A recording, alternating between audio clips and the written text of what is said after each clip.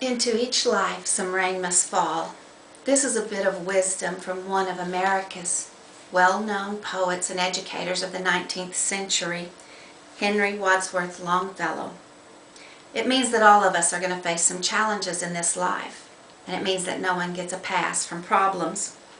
So if every life is going to face some challenges and difficult days, then we need to be prepared. We need to know how to respond to these difficult things. I would like for us to look at a Christian life that was an overcomer, and that was the life of the Apostle Paul in the New Testament. I remember a time in my young life that my life was pretty calm and sheltered. I knew a time that I didn't know anyone that had ever faced divorce. I didn't know anyone that had ever faced disease, a serious disease in their life. I didn't even know anyone closely that had died. I had a pretty sunny life. But today, years later, actually over 25 years of being in the ministry as a pastor's wife, I've stood beside a lot of people as they've faced broken-hearted situations and loss, and I've been with people when they faced diseases. I have figured out one thing, and that is that it's not as much about what life throws you, but it's as much or more about how you respond to the things that you're given in life that determines the quality of the life you're going to live.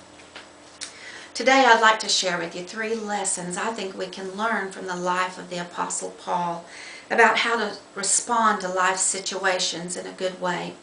Those 3 things are responding in forgiveness, and responding in praise, and responding with perseverance. In persecution, Paul chose to respond with forgiveness. Persecution implies that there's a victim and that there's unfairness. And many times we face unfair situations in life, but we have a choice on how we're going to respond. We can become bitter or we can become better.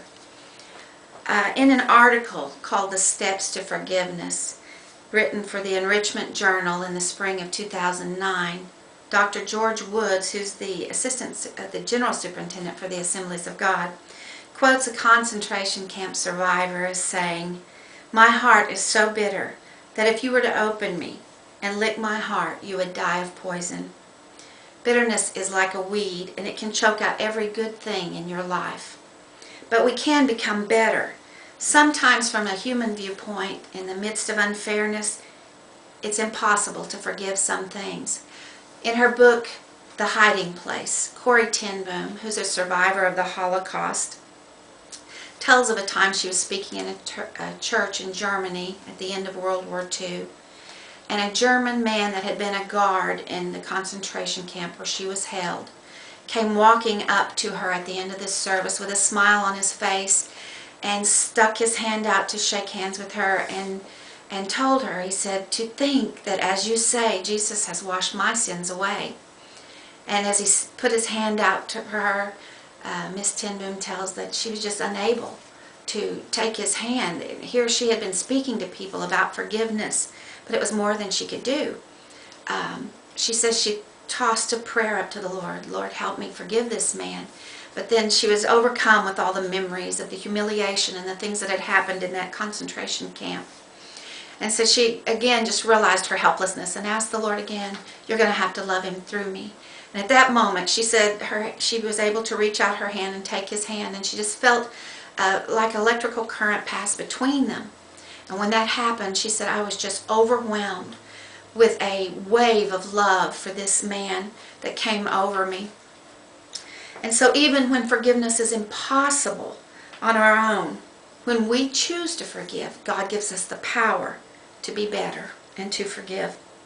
It's obvious that the Apostle Paul had learned this lesson, because in 2 Corinthians he tells us, after all the things he'd been through, he makes the statement, "For Christ's sake, I delight in my persecutions." He had chosen to forgive. After we learn to respond in forgiveness, we can also learn to respond in praise. In prison, Paul chose to praise. Prison implies a situation that you're held against your will and you have no control over. That's frustrating when you have no power to change your situation, but you still have the power to choose the response to it. You can pout or you can praise. Pouting is a response that just says, I deserve better than this, and it's fueled by self-pity. If anyone could justify a little pouting, Paul and Silas certainly could be justified in that dark, dank prison cell that they were in, but they made the choice to praise. Praise is having a grateful attitude in spite of the situation you're in. One person that I like to read about that demonstrates this grateful attitude is Lou Gehrig. Lou Gehrig is one of the most famous first basemen in baseball. And in the midst of a very successful life and successful season, he found out that he had a fatal disease with only months to live. And so he gave an address at Yankee Stadium. It was called the Farewell to Baseball Address. And he said this to the people there that day: "People all say that I've had a bad break, but today I consider myself the luckiest man on the face of the earth." He had an attitude of gratitude. And in Acts 16 we see that Paul and Silas understood this principle too, as they were in this prison cell, and they decided in these miserable conditions, instead of complaining, that they would sing hymns and begin to praise God. And the amazing thing is that decision they made to praise that day was the decision that opened the prison doors for them. And after we've learned to live in forgiveness and practice praising, we can learn to persevere. In peril, Paul chose to persevere. Peril speaks of facing a mortal danger, or losing your life, or being destroyed, fighting for your very life. And that situation is an exhausting situation. You have choices in that situation too. You can choose to give in, or you can choose to hang on. There's times that the temptation is so strong to give in, or give up, or give out. But there's a very well-known quote from Franklin D. Roosevelt, who is the 32nd President of the United States, that when you come to the end of your rope, you just tie a knot and hang on. Hanging on is persevering. After all the perils that Paul had been in, and he lists them in the Bible, that he'd been shipwrecked, he'd been snake bitten, he'd been beaten repeatedly. But the last words that Paul recorded in 2 Timothy were these: "I have fought a good fight, I have kept the faith, I've finished the race." In an anonymous quote I read, "The race does not always go to the swiftest, but it goes to the ones who keep running." Through every situation, Paul had continued to keep pressing on, and he learned the value of choosing to persevere. In conclusion, I've shared with you today 3 lessons I think we can learn from the Apostle Paul about how to respond to life's challenges.